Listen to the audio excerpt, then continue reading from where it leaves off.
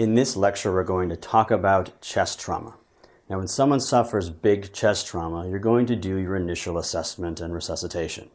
The decision to take someone to the operating room because they're unstable, the decision to crack the chest, or the decision to intubate will have already been made. You're going to do your initial assessment, you're going to look at them, and you might even have a chest x-ray. The injuries we're talking about in this lecture are going to be the ones you have to manage once that initial resuscitation is over, or those things you have to consider moving forward as you leave the trauma bay and start dealing with the person in the hospital. Let's start off with the rib fracture. And the rib fracture is the most important one to understand because it's caused by blunt trauma. But because the ribs break and they have pointy little ends, it's like a bunch of little daggers in the chest, they can shear blood vessels and pop lungs. So anything you learn as penetrating trauma can also occur as a result of a rib fracture from blunt trauma. So for the chest, blunt and penetrating trauma are essentially the same thing. The person with the rib fracture is going to present with chest pain. And the problem is that they usually splint, so they don't breathe a whole lot. The not breathing thing is the problem with rib fractures. If you don't take a big deep breath, then you can't open up the atelectasis. Not opening up atelectasis leads to pneumonia. Now you might feel crepitus, but it's definitely going to hurt when they inspire, and it's going to be tender. But because they just had a big chest trauma, it's not going to be this mystery diagnosis. You're going to get a chest x-ray and see the fractures. And the treatment is going to be made not by binders. And this is what gets people a lot. Binders are not going to be useful because it restricts their ability to take a big deep breath. Instead, what you want to do is have these people be on pain control. But not too much pain control either, because then they won't take breaths because of respiratory depression. So it's going to take 6 weeks to heal, and the person essentially just has to have their pain controlled, and we don't use binders to allow them to breathe. And anything that is caused by penetrating trauma can occur as a result of blunt because rib fractures break. All right, so let's consider what can happen during penetrating trauma. That first one is going to be a pneumothorax.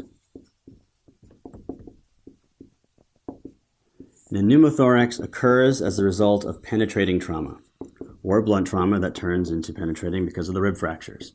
The patient is going to present with dyspnea. And this isn't the tension pneumo that we talked about in the shock lecture. This is just a pneumothorax. So what happens is you've got the chest wall, and then the pleura, and inside is the lung. And normally the lung fills up the chest cavity. Then you suffer some sort of trauma, and air is allowed to get in. And air floats. So it does not obey the rules of gravity. You'll see why this is relevant in a moment. And what happens is you get air that comes in through the injury and forms a vertical lung shadow. It pushes the lung aside, collapsing the lung. Because you've got air where lungs should be, if you tapped on it, you'd hear hyperresonance. If you put a stethoscope up on it, because it's air and not lung, you're going to hear decreased breath sounds. If you try to do fremitus, or whispered pectoraliloquy, you'd have decreased of both. The diagnosis is going to be made in a chest x-ray. And as we see, we've got the vertical lung shadow. Treatment is to put a thoracostomy. Not a thoracotomy, not cracking the chest. A thoracostomy is a chest tube that you put into the air, because air rises, you put the chest tube up high, and the air will escape eventually. Now, it is possible that you treat a spontaneous pneumothorax that's very small with high flow oxygen. It's called nitrogen washout. It takes a long time for that pneumothorax to resolve. So, if you have a big one, you have to use a chest tube. If you have a very, very small one, less than a centimeter, you can then just use high flow oxygen. If it's causing a tension pneumo, you do needle decompression. If you compare pneumothorax to hemothorax, you see why that discussion was so relevant. In hemothorax, you're going to have penetrating trauma or blunt trauma that turned into a rib fracture, and the patient will have dyspnea. Very similar. Same model, lung fills the space, and then you get an injury. And blood's allowed to leak in. But blood does follow the rules of gravity, so the blood is going to go down. So what you're going to see is pooling of the blood at the base of the lung, forming a meniscus, an air fluid level, a horizontal line, with the lung collapsed above it. Now, because you have fluid where there should be lung, you're going to get dullness to percussion. Because there's fluid where there should be lung, you're not going to hear breath sounds all that well. And the same thing is true of fremitus, whispered pectoroliloquy, and agophony. The diagnosis is made with the chest x-ray, and you're going to see the horizontal shadow. The treatment is with a thoracostomy. You're going to put in a chest tube, and because blood leaks to the bottom, you're going to put that chest tube in down low. And blood's going to drain out. But unlike the pneumothorax, the hemothorax has one additional step. You have to ask, does this person need to go to the operating room right now? That question is answered by answering another question, is it pulmonary vasculature that's bleeding, which is likely to slow down on its own, or is it peripheral arterial vasculature that's not going to stop without being ligated? The way you answer that question is by determining how much blood comes out. If you have 20 cc's per kilo at once, which is about 1,500 cc's all at once, or 3 cc's per kilo per hour, which is about 200 an hour, if you have a lot of blood come out, that probably means it's peripheral and you got to get in there and fix it surgically. One additional step for the hemothorax. The thing that can cause a tension pneumo and do it quickly is going to be penetrating injury called a sucking chest wound. This must be caused by penetrating trauma from outside, so no rib fractures. The person's going to present with dyspnea.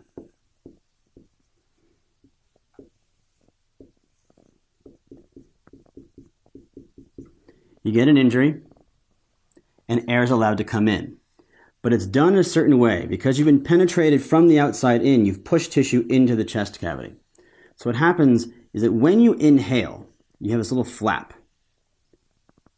And when you inhale, there's negative intrathoracic pressure, so air is allowed to come in. That causes a pneumo. But when you exhale, intrathoracic pressure is positive, that flap closes up against the side of the chest wall. So with each breath, air gets in, but can't get back out. So the air rapidly accumulates. This person is going to present with a tension pneumo, and if they do, needle decompression, or you're just going to see it. The diagnosis is going to be made on visual inspection. But you're going to get a chest x-ray as part of trauma, and you're going to see that it's happening, that there's a pneumo, but you're going to be able to see the sucking chest wound. The treatment is going to be an occlusive dressing.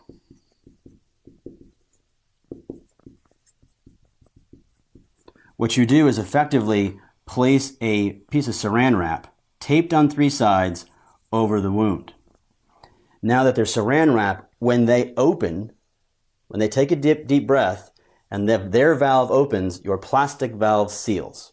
And you tape it on 3 sides because when they exhale, if any air manages to escape, it will leave through the untaped side. So you've essentially redone the pathology backwards to prevent any more air from being accumulated. And of course, because there's a pneumothorax, you then eventually place a chest tube to do a thoracostomy. Right, these are the diseases that occur with penetrating trauma. You have to consider the pneumothorax, the hemothorax, and the sucking chest wound, knowing that a chest tube, a thoracostomy, is generally going to be the right answer. This is a little bit extra you have to know about each one, like go to the operating room if you bleed too much, or apply an occlusive dressing before you do the chest tube. What I want to talk about next is blunt trauma. And there are 3 diseases you really need to consider. When you see them, there might be problems with the visceral organs underneath. That's going to be a scapular fracture, a sternal fracture, or a flail chest. Any 3 of those injuries means that the trauma was so severe, because it's hard to break those, that the organs underneath are probably impacted. And so then you have to give consideration to pulmonary contusion, myocardial contusion, and transection of the aorta. So let's start off first with the flail chest. And this is going to kick it off. In order to get a flail chest, you have to have huge blunt trauma. And you also have to break 2 or more ribs in 2 or more places. And what you're going to see is paradoxical motion on breathing. Let's see what that looks like. So this is your normal chest. I'm going to show you a couple of ribs. And these ribs are attached to each other by muscles. But if you suffer rib fractures in 2 or more places, in 2 or more ribs, what you end up with are these flail segments. And these flail segments are no longer attached to the rest of the rib cage except by muscles. When you inhale, your entire rib cage expands. It creates negative intrathoracic pressure that allows air to go in through your trachea into your lungs. When you exhale, the chest wall compresses, positive pressure inside the thorax, air comes out. Because these are no longer attached to the chest wall, they're going to just do what they do freely. So that when you inhale, the chest wall expands, negative intrathoracic pressure, the flail piece gets sucked in. When you exhale, the chest wall collapses, positive intrathoracic pressure, the flail segment is pushed out. That's paradoxical movement. The diagnosis is made simply by visual inspection, but you're going to get a chest x-ray because they had bad trauma. And the treatment is going to be with binders and weights. This is when you do this. You need to align them in order for them to heal. And if that fails, you have to operate and put in plates. But if you see a flail chest, that is going to be the indication that you've got something else lurking in the chest. One of those things might be a pulmonary contusion.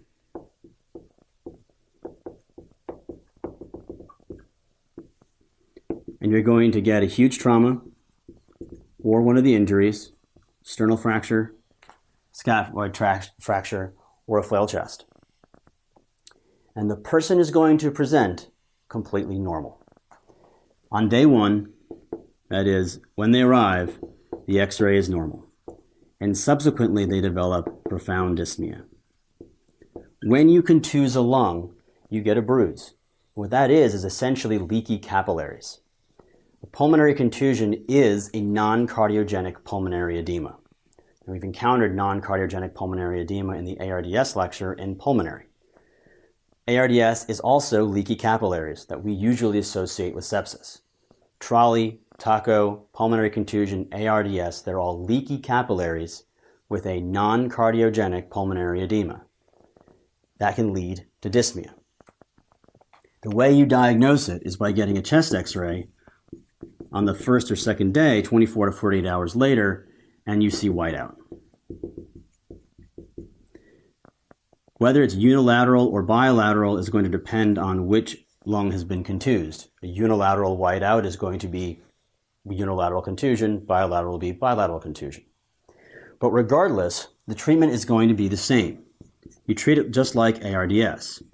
Now they might need some sort of resuscitation. So if you can suspect pulmonary contusion early, avoid crystalloids, because crystalloids are going to end up in the lung making this worse. If you have to use some sort of resuscitation, use colloids. That's going to be blood and albumin. You also want to use positive pressure or positive end expiratory pressure, PEEP. Push the fluid back into the capillaries to maintain oxygen. And then if you're able to support it, rather than giving volume, actually diurese them. Pulmonary contusion, same setup for myocardial contusion.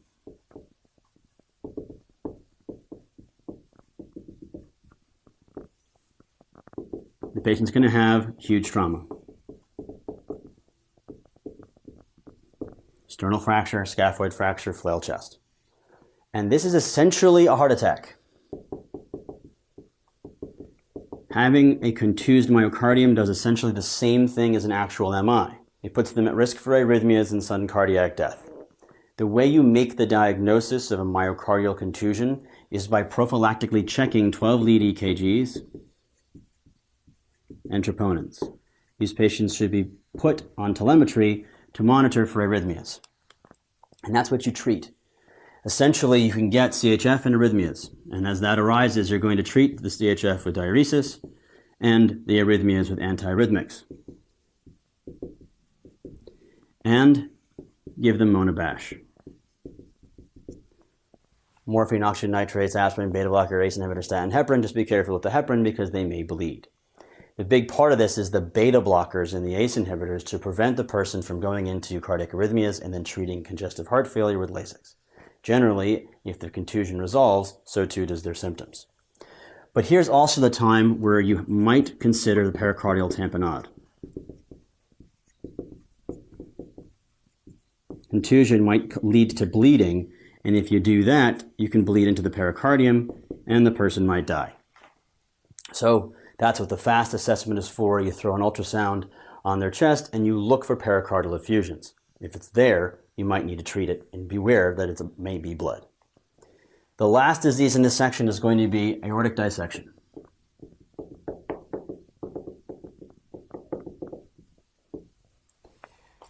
The aorta comes off the heart, goes up a little bit, and then drops into the abdomen. That loop that it makes is held on by the ligamentum arteriosum. When you're in a rapid deceleration injury, your body stops. Your vessels still have a little bit of momentum left, and they fly forward. The ligamentum arteriosum holds it in place, and the aorta just shears as it goes through. If there's a complete transection of the aorta, all of the blood that comes out of the heart ends up in the chest. That person is dead. And most people who have these die. But if it's incomplete and you develop an adventitial hematoma, the aorta is literally hanging on by a thread, then you need to go diagnose it and fix it before it ruptures. This is very similar to aortic dissection we talked about in the chest lectures as well as in the medicine lectures. What you're looking for is unequal blood pressures left to right, and the chest x-ray that shows a widened mediastinum. You see either one of those, your index of suspicion goes through the roof. And the way you diagnose it is with an angiogram. A CT angiogram is the test you want to pick. While an angiogram itself is the best test, it is usually not warranted because injecting dye into the hematoma may cause it to rupture, and it is not significantly better than the CT angiogram.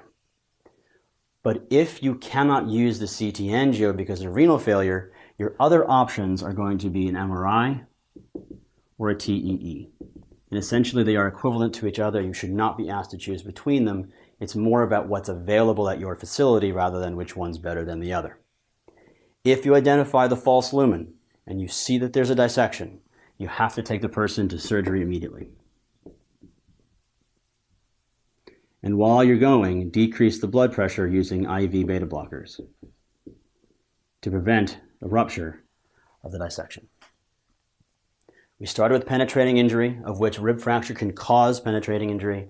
Pneumothorax has the vertical lung shadow, put a chest tube in. Hemothorax has a horizontal lung shadow, an air fluid level, put a chest tube in.